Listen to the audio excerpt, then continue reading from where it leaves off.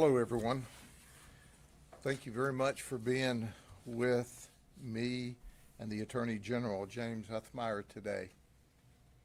I can tell you that I've had the honor of working with the General back when he was the Chief of Staff for Governor DeSantis and now as the Attorney General. And he is the man. He understands the rule of law. He understands the need to keep the community safe. He and his team are just absolutely, totally outstanding. General, thank you for being here today and agreeing to do this press release with us. We're going to have speakers today. Of course, the General is going to speak as soon as I give a quick overview, and then Brad McVeigh, the statewide prosecutor. After that will be Vaden Pollard. He's the Deputy Commissioner for FDLE. And there'll be Rob Mateo, who is a retired detective from the Sheriff's Office, and he's currently the president of the Florida Gang Association. And then there's Christy Dolan from Department of Corrections. But let me talk about Hernando Thompson. He's 40 years of age. His nickname is T-Murda. Does that tell you anything? He is the head of the sex, money, murder gang for the state of Florida. So we did a wiretap. We called it Catch and Stain. Now stain is rank. And our goal was to take down the sex, money, murder hierarchy.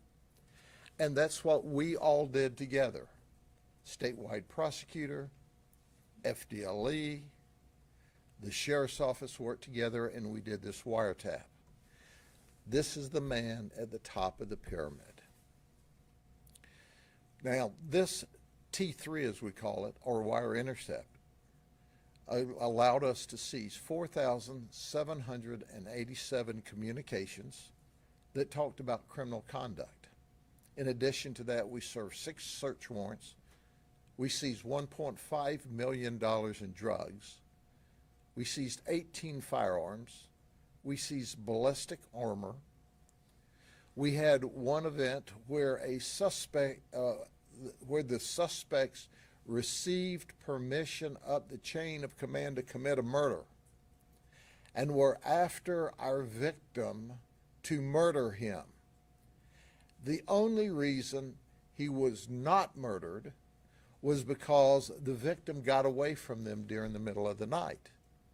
And by the way, we found the murder to be victim the next day or a couple of days later and locked him up on some charges we had in order to keep him alive until this investigation could be completed. So we ended up arresting a suspect who was to be the victim of a murder. It was ordered by T-Murda's team. If it weren't for the hard work of the statewide prosecutor's office and our awesome Attorney General at the time who worked with us, and now our current Attorney General, this wouldn't be possible. But you know, you see the rolling stuff on him. But look, I just want you to get a picture of his criminal record. This is a bad man. And he needs to go to prison for a long time. And I'll stop there because I don't want to get in the way of the Attorney General and our team that's going to give you the details of the magnificent work that occurred. General? Thank you. It's great to be here with America's Sheriff. I got to tell you, I continue to be perplexed when I see ongoing criminal activity in this jurisdiction. You'd think by now people know what they're looking at if they come here. If you want to engage in dangerous, violent, gang-related activity, do not do it in Florida. We're going to take you down. But most importantly, do not do it in Polk County. I mean, are you nuts? So this is a great way to start the year. You have a notorious gang leader here who ran a large-scale operation, 12 other individuals arrested in this case, and he was directing everything from robbery to drive-by shootings, to, some of his people were pointing guns at children where they were extorting and making threats and ultimately trying to get their way. We're not going to tolerate that here in Florida. He's looking at 5 lifetime sentences. Our prosecutors in court will be pushing to ensure that he does not have an opportunity to ever be released again. We want him behind bars for the rest of his life. We want to send a message. If you engage in this type of violence, if you run drugs and guns and violent behavior into communities, you are going to pay the price. We're going to put everybody on notice. If you engage in this type of violent behavior, you are going to pay the price. You are going to be behind bars for the rest of your life. We are going to protect our families at all costs. The affidavit in this case with the charging documents was over 250 pages, over 17 counts included. The short of it is this was a bad dude, a violent guy, and we're going to do what needs to be done to protect our community at all costs. So I thank law enforcement. He got away with a lot till he ran into the sheriff's office here. I looked at the press conference the sheriff did a couple years ago. When the arrests were made, he said, I don't want to see this guy breathe another free breath of fresh air again.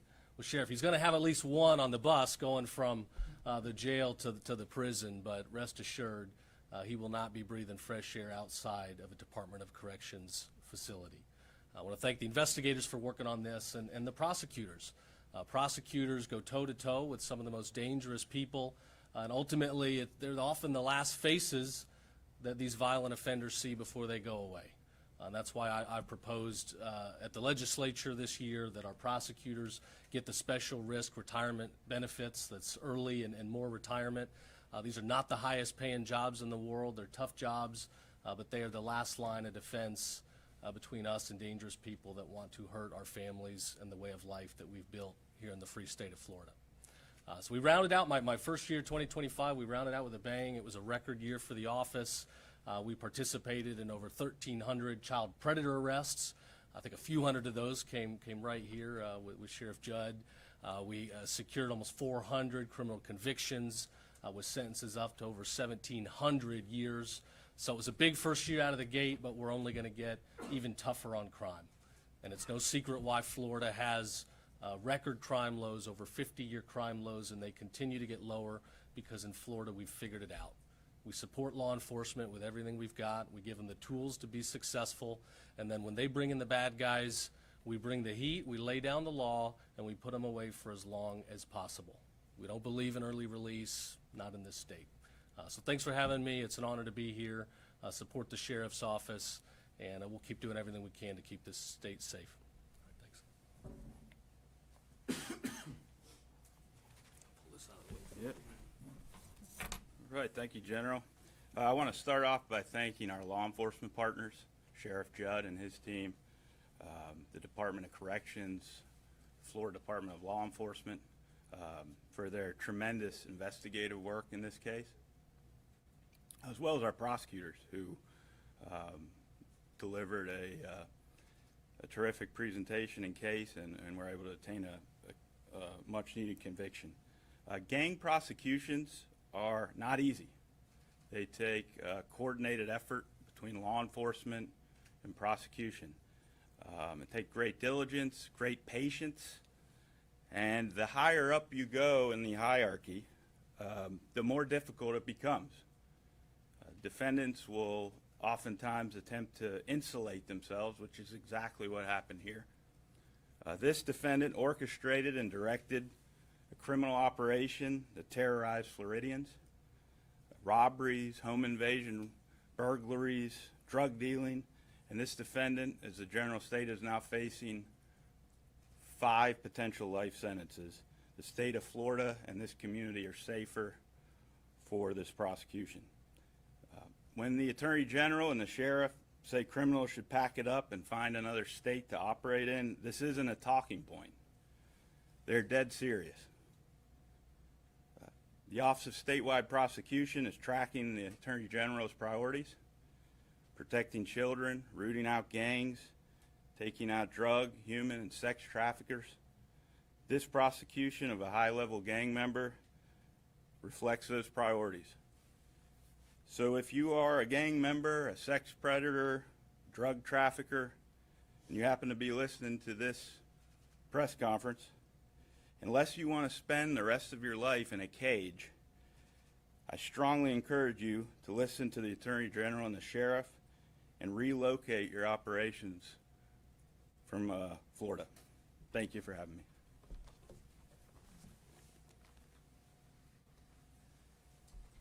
Thank you, Attorney General, Sheriff Judd. It's an honor to be here today in Polk County Sheriff's Office. I'm Deputy Commissioner Baden Pollard with the Florida Department of Law Enforcement. I have the opportunity to oversee investigations for FDLE throughout the state. I'll submit to you that our relationship in working with the Attorney General and with Sheriff Judd is phenomenal. Nobody gets after it like they do. They are hard chargers. And the special agents that worked on this case with the Polk County Sheriff's detectives, they get after it every day. When you think about the name of this gang and what their ethos is, for lack of better terms, they are right where they belong. You know, justice requires finality, and it's coming with this. And thank you, Attorney General, that your shop is going to make sure that these guys stay away for a long time. Thank you. Good morning. So they've touched on the investigative side of this. I want to talk about the collaborative side of this. This was a long and complex investigation. We put together a really good team for this investigation: Lieutenant Gonzalez, Special Agent Watley, myself. Collaboration starts at training, believe it or not. You get to meet a lot of great folks at conferences like the one the Florida Gang Investigators Association puts on, and that collaboration and that networking carries away from the conference and finds itself at work, and it makes it easier for us during these investigations to find folks that we need to fill in the gaps of information that we find during these investigations. One great example of that is Ms. Dolan. She'll be up here in just a moment. She and I worked quite a bit during this investigation to fill in a lot of those gaps, especially when we start talking about coded communications. So my appreciation goes out to the sheriff for letting us do this investigation. It was long and complex. The Attorney General's Office of Statewide Prosecution, Gary Malik, was our prosecutor that took us to the finish line. I appreciate them all very much. Thank you.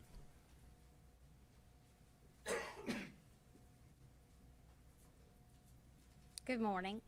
Christy Dolan, Florida Department of Corrections. I'd just like to emphasize the critical role of interagency collaboration. This case is a perfect example of how cooperation across different levels of law enforcement is not just beneficial, but it's essential for effectively developing complex and multi-jurisdictional investigations. Our agencies work seamlessly together, combining resources, expertise to provide vital support and critical intelligence to the investigation.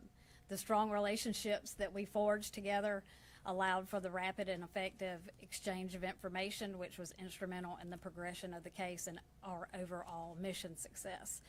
FDC remains dedicated to supporting all of our law enforcement partners across the state to keep Florida safe. Thank you. Before we take questions, I want to highlight what Attorney General told us just a minute ago. In one of our home invasions in Eagle Lake, they pointed a gun at an 8-year-old boy and threatened him. And then they pointed the gun to the head of an infant, 3 months old, and threatened him. This is the kind of people these folks are. And as a result, I want you to look around here today. This is the entire authority and power of the state of Florida that came down on them. And make no mistake about it. If you want to abuse the people of this state, it's not just your local police department or your local sheriff's office. It's not just your prosecutor's office, but it's the Attorney General and statewide prosecution and FDLE. We all work together, and that's why we have the free state of Florida. That's why it's safe and people feel safe in Florida, because we don't put up with this. And I can tell you this, we ran through them like Sherman through Georgia, and we're on our way to run through another group of them right now. In fact, we're going to have a press release later on of another case we worked with FDLE that will really shock you. That's a teaser for the future. Any questions for the Attorney General?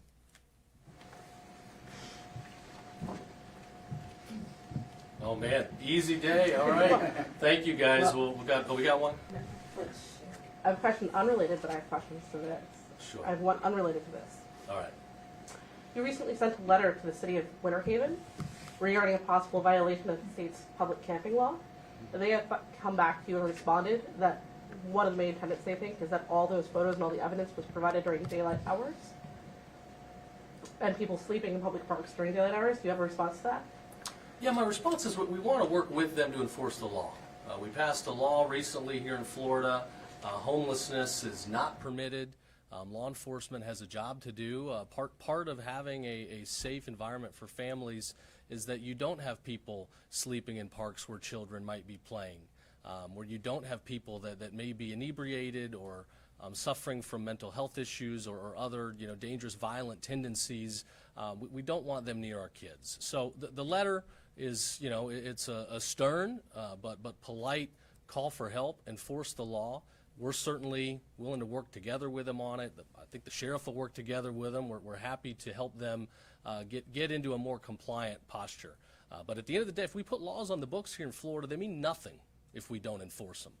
So we've seen some examples of jurisdictions that I don't think have done the best job in the state. I don't think this is a lone, isolated issue here in Central Florida. But we will engage in a dialogue and hopefully bring them into compliance. I want to ask about Randall Thompson. I'm looking at this screen here, and one of the first offenses you see is all the way back to 2003, a totally different time from right now. But the average person will look at that screen and say, why wasn't more done earlier to try and stop him? You see, like, the crazy charges there, and someone would say, there's no way that he could have been stopped beforehand to prevent any future crimes. So what would you say to the average person looking at that long rap sheet saying, where's the enforcement been for all these years, 23 years plus? Sure. Well, look, I don't believe in early release. What I will say is when you got gang leaders like this, a lot of the more serious, heinous crimes, as the statewide prosecutor indicated, they try to insulate themselves where they're not directly boots on the ground, running headlong into police forces. Rather, they're managing it like a business leader. They're managing it like a business crime syndicate.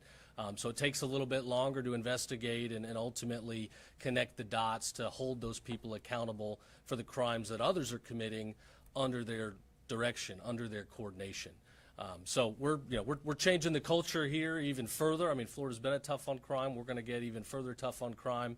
And where prosecutors don't want to be tough on crime, we're going to send them packing for a new job. Yes.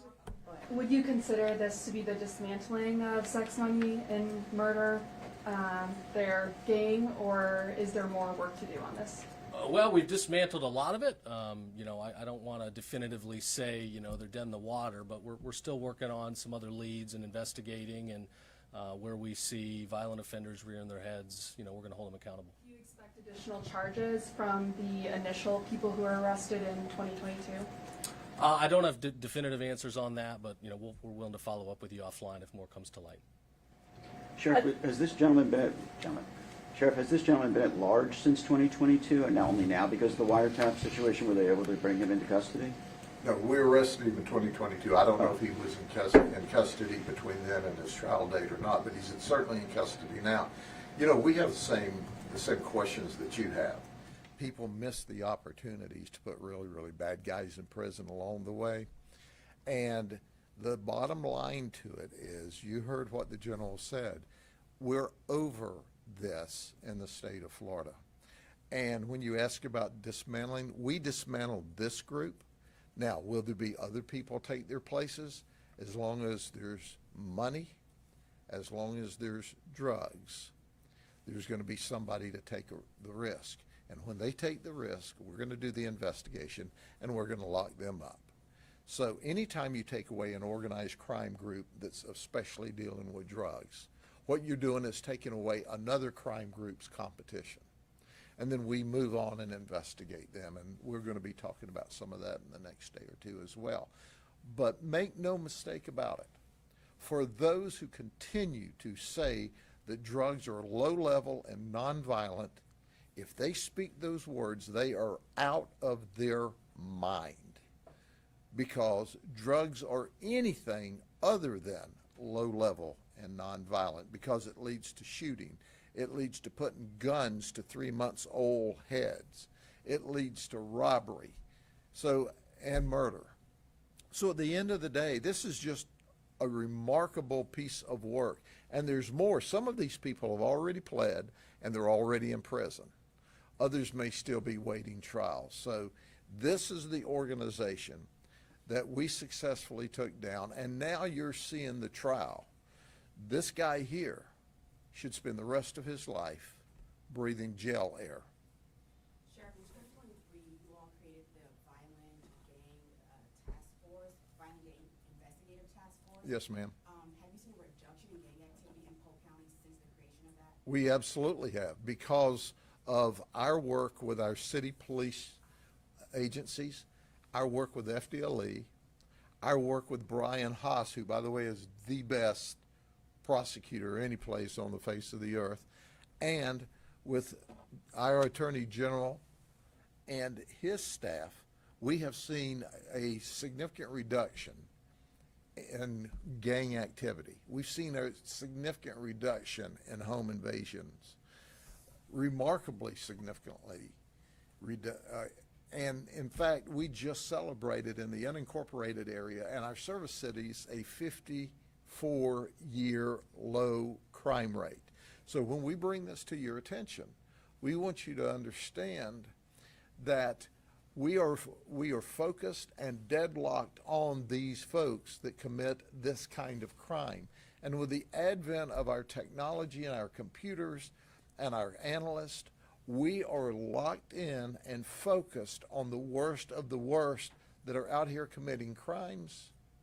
And if they're not in jail and prison now and facing the statewide prosecutor, or certainly the prosecutors of our state attorney, they will be. Speaking of technology, social media plays a big role in recruitment efforts. What sort of initiatives do you have to combat that? Yeah, first off, it's against the law to recruit for a gang online. So our intelligence team looks for any recruitment of gang members online. When we find that, we investigate it and we arrest them. It is against the law. And we really break the backs of the gangs every way that the law allows us to. Because we know that the old way of tagging businesses, drive through Polk County. You don't see gang graffiti in Polk County. Do you know why? We don't allow it. And when it happens, we go there. Rob Mateo was one of our experts. We would see what the communication was. We would paint it out. We would follow it up. Now they've moved from tagging to online. And online, we have arrested people for that. Because you can't recruit online, you can't have gang communications and recruit, you can't recruit in schools, and wherever we see it, we attack it. Let me ask, on this scroll by, you have that you arrested Thompson in 2024. Is that an arrest from the jails, or was there a specific circumstance that you can share with us?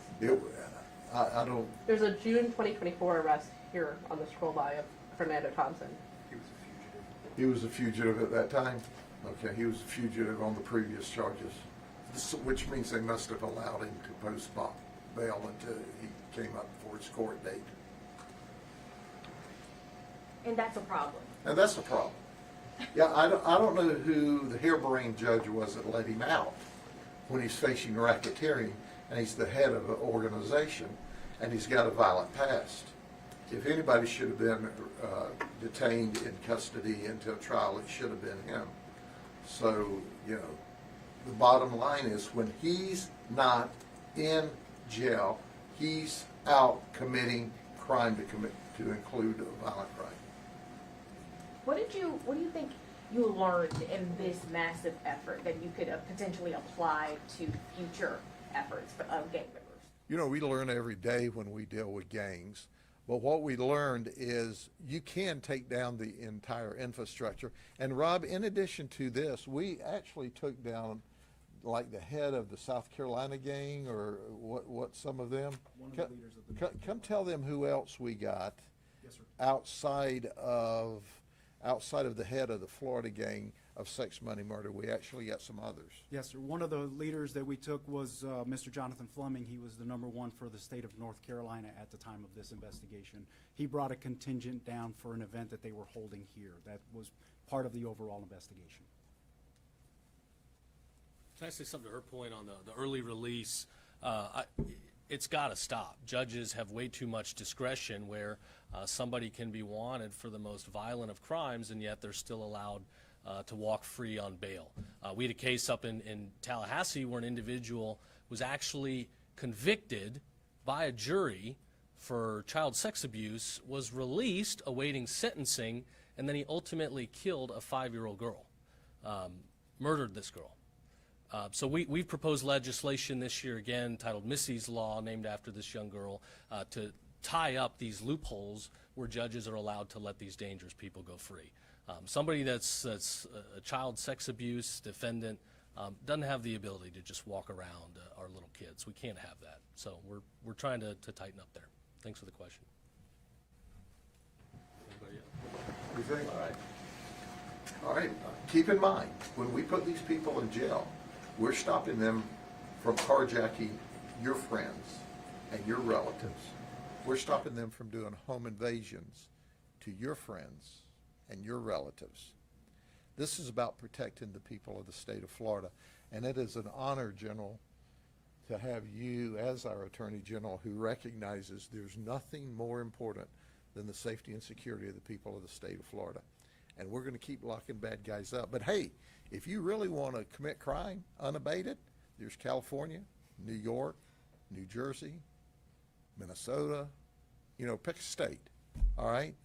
Go there. Just get out of Florida.